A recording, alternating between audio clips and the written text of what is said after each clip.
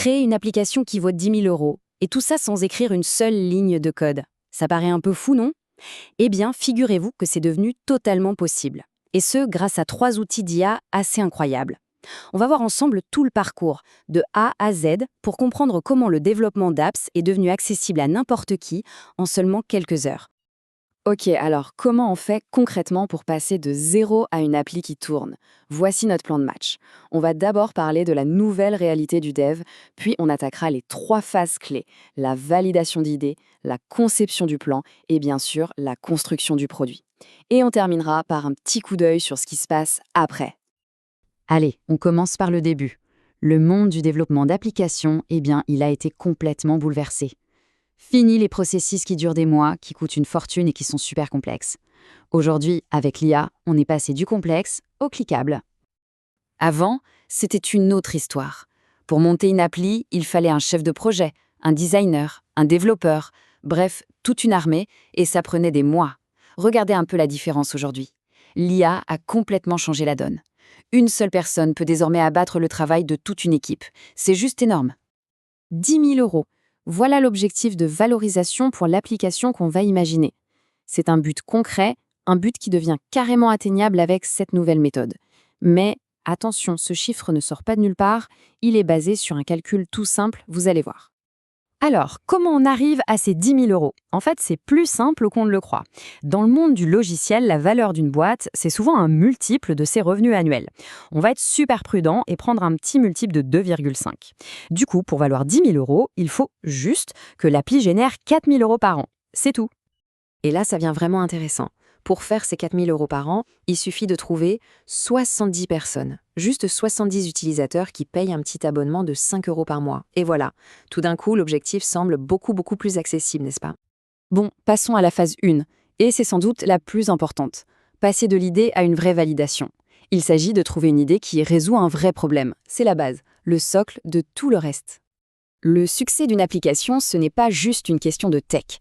Pour qu'elle ait une chance de décoller, il y a 3 critères fondamentaux. Primo, elle doit résoudre un vrai problème, un truc qui fait vraiment mal. Deuxio, elle doit être ultra simple à expliquer, genre en 3 mots. Et tertio, elle doit être facile à partager, souvent avec un petit côté jeu. Si on a ça, on a une base solide. Et voici notre premier outil magique, Gemini. Il faut voir ça comme une équipe de chercheurs sous stéroïdes. Normalement, une étude de marché, ça prend des semaines. Là, on lui donne notre idée et en quelques minutes, il va scanner le web, analyser des centaines de sources et nous pondre un rapport ultra complet. C'est un gain de temps absolument colossal. Et le plus dingue, c'est la simplicité du truc. Tout part d'un simple prompt, une instruction qu'on lui donne.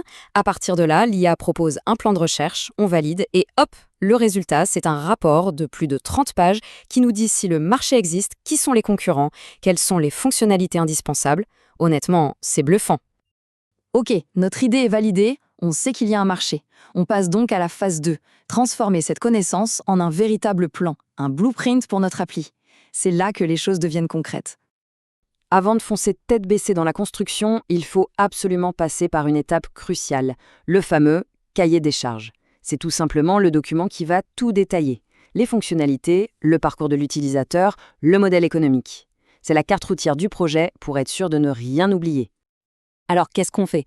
On prend le super rapport de Gemini et on le donne à notre deuxième outil, ChatGPT.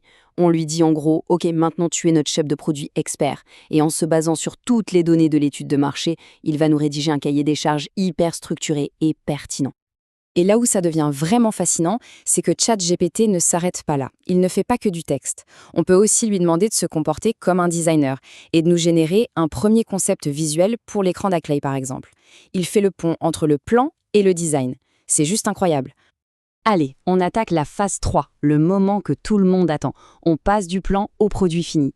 C'est ici que la magie opère. On va prendre notre cahier des charges, tout beau, tout propre, et le donner à un troisième outil d'IA qui va construire l'application pour nous. Oui, construire l'application. Alors, voici notre stack, notre boîte à outils. Au cœur du réacteur, on a Bolt. C'est l'IA qui va générer l'application.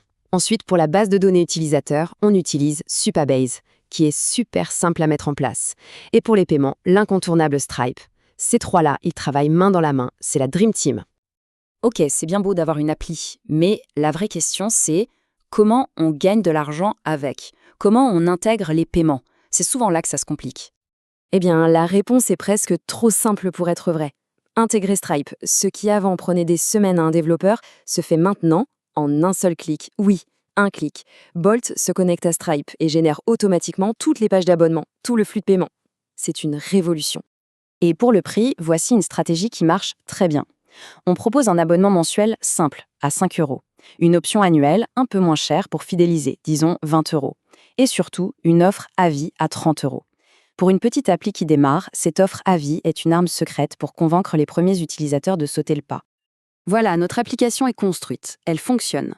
Mais le travail ne fait que commencer. Maintenant, la grande question, c'est comment on trouve nos fameux 70 premiers utilisateurs? Et plus largement, quel est l'avenir de tout ça?